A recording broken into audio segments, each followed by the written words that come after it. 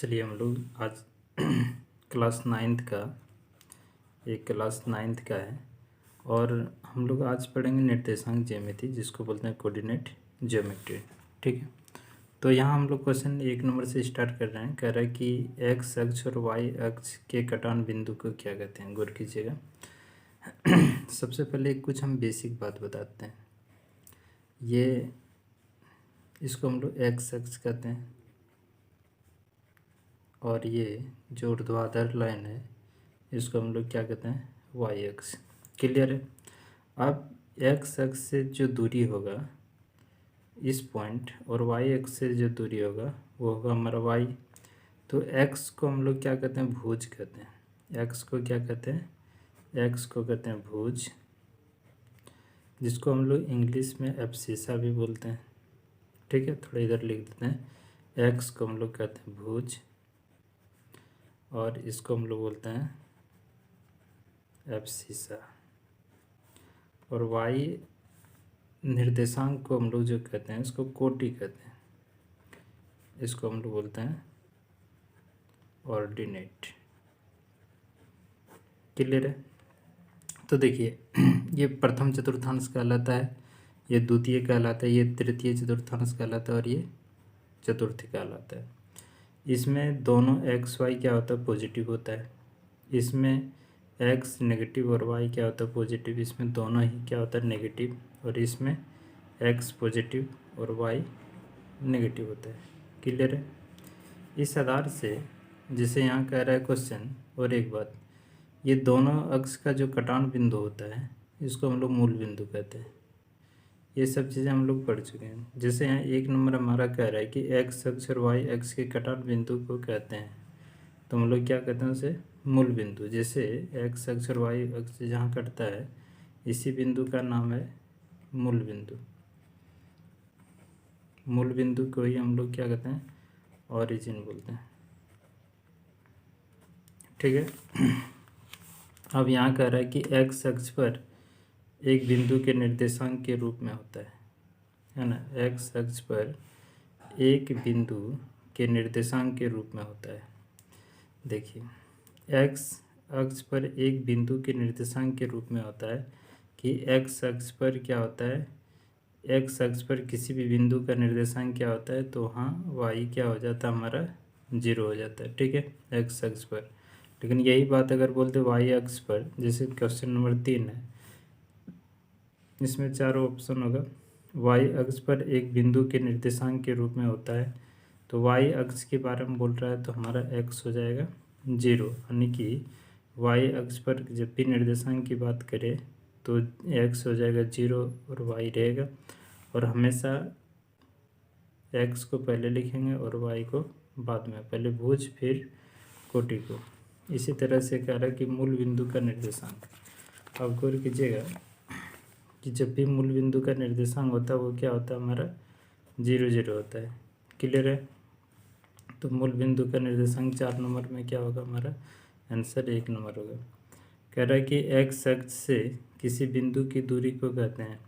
देखिए एक्स अक्ष से किसी बिंदु की दूरी को हम लोग क्या कहते हैं, कोटि कहते हैं। ठीक है, नहीं समझ रहे। देखिए यहाँ एक्स अक्ष से कोई बिंदु यहाँ हो तो ये वाई अक्ष के समांतर जा रहा है ना, तो जो भी ऊपर की जाए और या नीचे की ओर आए ये हमारे एक्स अक्ष के वाई अक्ष के समांतर जाएगा, यानी कि वाई का ही वैल्यू आएगा। और वाई का वैल्यू जब आएगा तो वाई को हम लोग क्या कहते हैं, कोटि कहते हैं। ठीक है, कोटि होगा आंसर। इसी तरह से वाई अक्ष से किसी बिंदु की दूरी को कहते हैं, वाई अक्ष से किसी बिंदु की दूरी को कहते हैं। तो वाई अक्ष से किसी बिंदु की दूरी इधर अगर देखा जाए, गौर कीजिएगा, अगर इधर देखा जाए तो वाई अक्ष से किसी बिंदु की दूरी को हम लोग एक्स कहते हैं और एक्स को हम लोग क्या कहते हैं, भुज बोलते हैं। क्लियर है। कह रहा है एक्स निर्देशांक को कहते हैं, एक्स निर्देशांक को क्या कहते हैं, भुज कहते हैं। अभी तुरंत बता चुके हैं। वाई निर्देशांक को क्या कहते हैं, तो वाई निर्देशांक को हम लोग कोटि कहते हैं। उसके बाद यह कह रहा है कि निर्देशांक 2 - 3 का भुज है, ये दोनों में से भुज कौन है, तो हमेशा याद रखिएगा पहले भुज लिखा जाता है एक्स को, उसके बाद वाई लिखते हैं। ठीक है, तो हमारा भुज इसमें कौन हो गया, तो 2 हो गया भुज। इसमें कह रहा है कि इसमें भुज कौन होगा, तो -3 हो जाएगा भुज, क्योंकि भुज हमेशा याद रखिए पहले लिखा जाता है। 11 नंबर में कह रहा है कि निर्देशांक -1 0 का भुज कौन है, तो भुज कौन होगा, -1। 12 नंबर में कह रहा है 3 - 3 का कोटि कौन है, -1 होगा हमारा कोटि। कोटि बाद में वाई एक्स को कोटि बोलते हैं। निर्देशांक -3 4 का कोटि है, इसमें कौन कोटि कहलाएगा, तो 4 जो है कोटि कहलाएगा। निर्देशांक 2 -4 है ना, को कोटि है, इसमें कोटि कौन है, तो -4।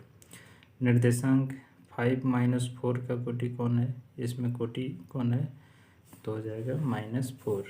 बिंदु -3 -5 किस चतुर्थांश में स्थित है।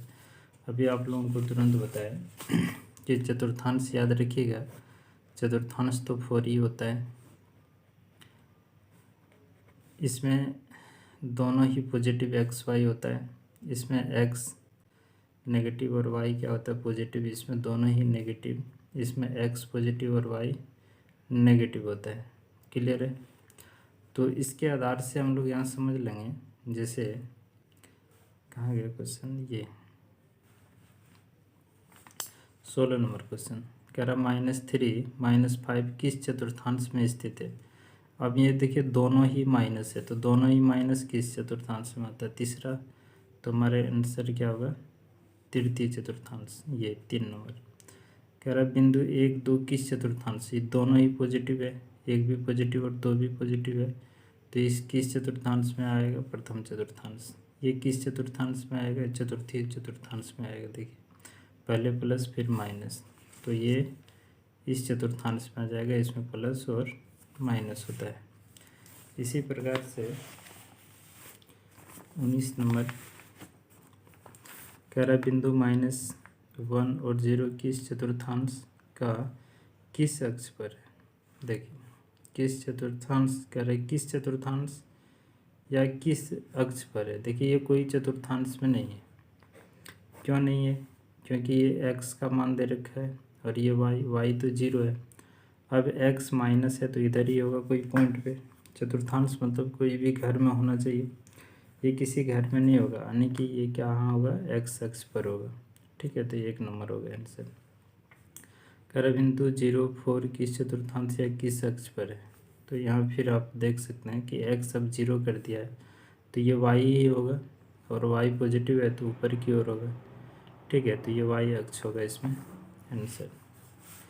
इसमें कह रहा है कि बिंदु 2 - 5 किस चतुर्थांश में स्थित है। ये देखिए x आपका क्या है, पॉजिटिव और ये नेगेटिव है, यानी कि चतुर्थी चतुर्थांश में होगा, पहले पॉजिटिव और फिर क्या होता है, नेगेटिव। तो 4 नंबर।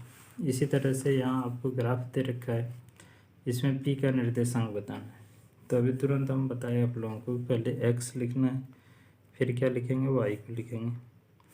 इसमें देखिए x यहाँ से, ये तो यहाँ से यहाँ तक का डिस्टेंस कितना x, और यहाँ से यहाँ तक का डिस्टेंस कितना है y, तो ये कितना हो जाएगा हमारा 3 और 2। ठीक है, तो p का निर्देशांक हो गया 3 और 2। अब देख लीजिए 3 और 2 है। इसी तरह इस आकृति में बता रहा है कि a का निर्देशांक क्या होगा, तो यहाँ से देखिए x यहाँ से यहाँ आए 4, तो x का वैल्यू हो गया 4 और इधर 3, ऊपर की ओर गया 3, यानी y हो गया 3। ये निर्देशांक हमारा हो गया 2 नंबर। इसी प्रकार से इसमें b का निर्देशांक हमसे पूछ रहा है, तो सबसे पहले x ही लेते हैं।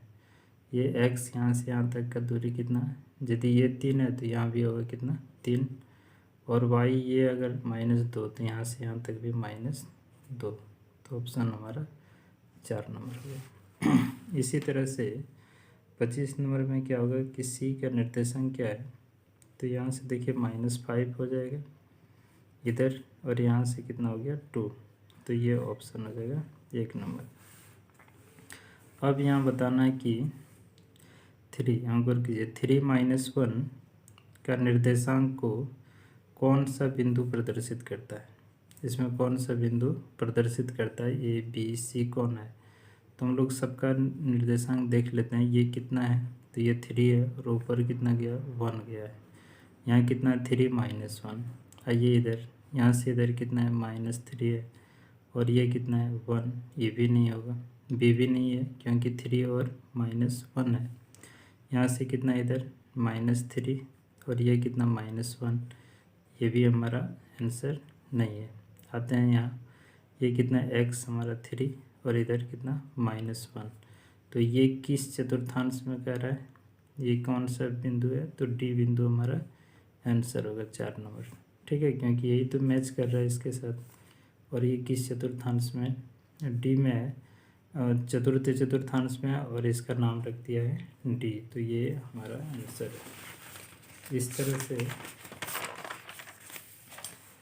कुछ और क्वेश्चंस है, जैसे यहाँ आपसे पूछ रहा है कि 2 - 4 का निर्देशांक कौन सा बिंदु प्रदर्शित करता है। इसमें आपको बिंदु दे रखा है, गौर कीजिएगा, A B C D 4 point दे रखा है। इसमें से कौन सा आपका कोऑर्डिनेट है, कोऑर्डिनेट मतलब वही निर्देशांक, ये कहाँ है। तो ये देखिए, सबसे पहले एक्स पॉजिटिव और एक्स कितना है 2 है। अब सब चेक करने की ज़रूरत नहीं, एक्स पॉजिटिव की ओर आइए, इधर 2, 1 2 है ना, 1 2 यहाँ, और ये भी हमारा 2 होगा, 2 हो गया। और फिर कितना है y -4, ये है -4, यानी कि पॉइंट ये को सूचित कर रहा है, पॉइंट ये आंसर। इसी तरह इसमें कह रहा है कि -2 4 है ना, कौन सा बिंदु प्रदर्शित करता है। तो -2 4 जो है, -2 देखिए -x है हमारा, ये x हो गया और ये हो गया y। क्लियर है।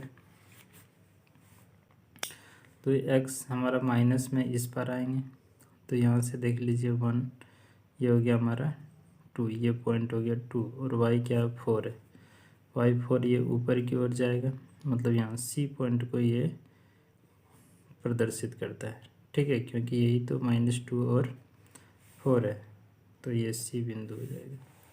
उसी तरह से ये 29 नंबर लास्ट पॉइंट है, देख लीजिए, आकृति में -3 -5 का निर्देशांक को कौन सा बिंदु प्रदर्शित करता है। x है -3 और y है -5 है। x हमारा है -3 है ना, x जो है -3 यहाँ है, और y -5, माइनस इधर आएगा नीचे की ओर, तो ये हो जाएगा हमारा पॉइंट बी।